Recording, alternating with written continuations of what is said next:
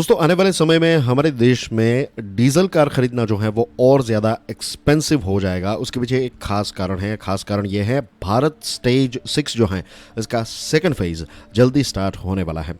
इस विषय पर आज हम विस्तार से चर्चा करने वाले हैं। You are watching curiously education. मैं हूं प्रशांत मावानी।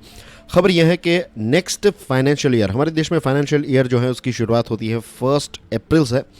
तो अप्रैल 2023 से दोस्तों होगा ये कि हमारे देश में कार खरीदना, खास करके डीजल कार खरीदना जो है वो और ज़्यादा एक्सपेंसिव होने वाला है। इसका मतलब ये भी है कि जो BS6 फर्स्ट फेज़ वाली कार जो है इसके अगर आपको डिस्काउंट चाहिए तो मार्च महीने में आप शोरूम चले जाइए। मार्च 2023 आपको अच्छा खासा डिस्काउंट जो है वो मिल जाएगा, क्योंकि अप्रैल 2023 से भारत स्टेज 6 जो है इसका सेकंड फेज आ जाने वाला है। इसके एमिशन नॉर्म्स जो हैं वो और ज़्यादा कड़क होने वाले हैं, और ज़्यादा जो हैं वो टाइट होने वाले हैं, and it's going to create some sort of problem for diesel car manufacturers.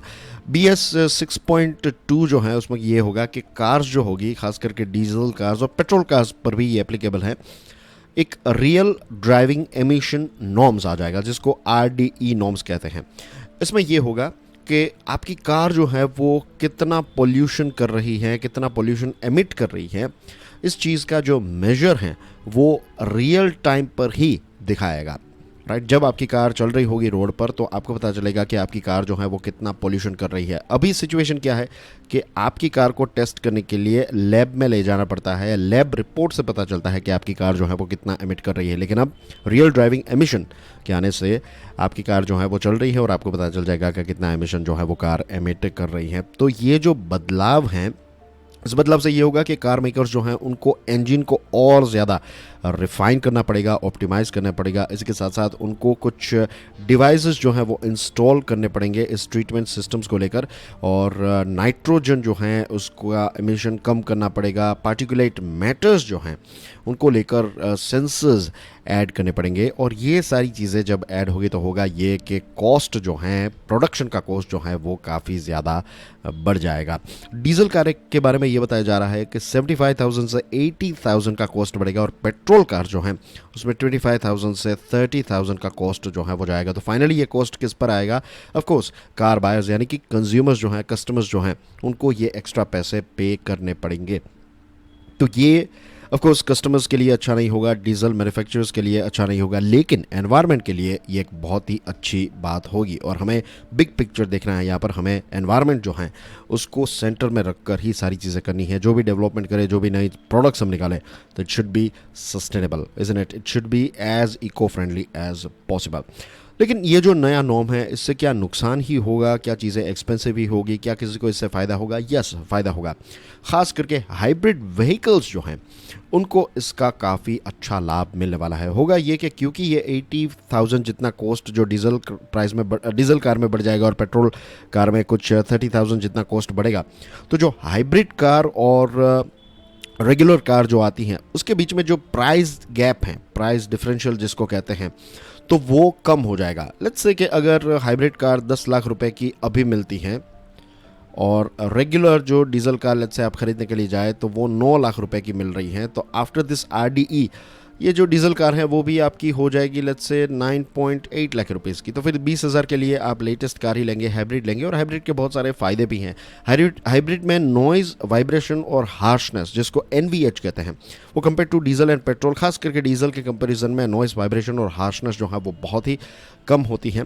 तो इससे ये होता है आपकी जो राइड क्वालिटी है वो काफ़ी स्मूथ हो जाती है। वाइब्रेशंस और ये सारी चीज़ें आपको फील नहीं होती हैं, तो कार में ट्रैवल करने में उतनी थकान कम लगती है, मज़ा आता है। इसके साथ साथ आपकी कार जो है वो इको फ्रेंडली होती है, hybrid cars of course compare to diesel and petrol, और फ्यूल एफिशिएंट भी होती हैं, यानी कि कम फ्यूल में आप ज़्यादा से ज़्यादा ट्रैवल भी कर पाएंगे, यानी कि आपका ट्रैवलिंग का कॉस्ट जो है वो कम हो जाता है because of this hybrid system. RDE जो हैं, तो डीजल कार्स पर जब ये नॉर्म्स आएंगे ऑफ कोर्स अप्रैल 2023 से, तो डीजल और पेट्रोल दोनों के सेल्स पर एक इम्पैक्ट आएगी। हाइब्रिड का सेल्स जो है वो अप जाएगा और पेट्रोल और डीजल का सेल्स जो है वो थोड़ा डाउन जाएगा। कस्टमर जो है वो हाइब्रिड की तरफ ज़्यादा आगे बढ़ेंगे।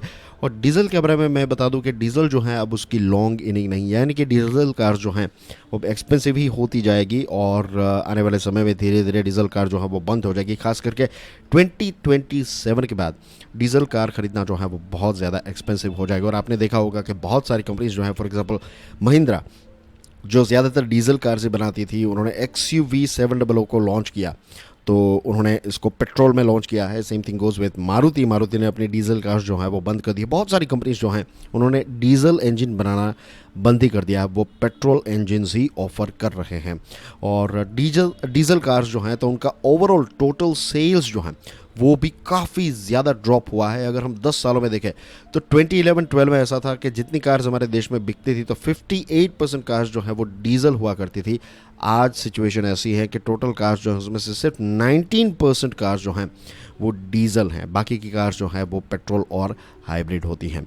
तो ये है एक बड़ा बदलाव। दोस्तों याद रखना कि we are talking about Bharat stage 6 second phase. ये कब आने वाला है? ये आने वाला है अप्रैल 2023 से। And that's everything as far as this particular topic is concerned. आज का ये वीडियो पसंद आया हो तो हिट द लाइक बटन। इस वीडियो को दूसरे स्टूडेंट्स के साथ तो शेयर जरूर करें। Do consider subscribing Curiously Education. This is Prashant Mamani signing off. I will see you soon with some more interesting videos. Till then enjoy your studies. God bless you all. जय हिंद।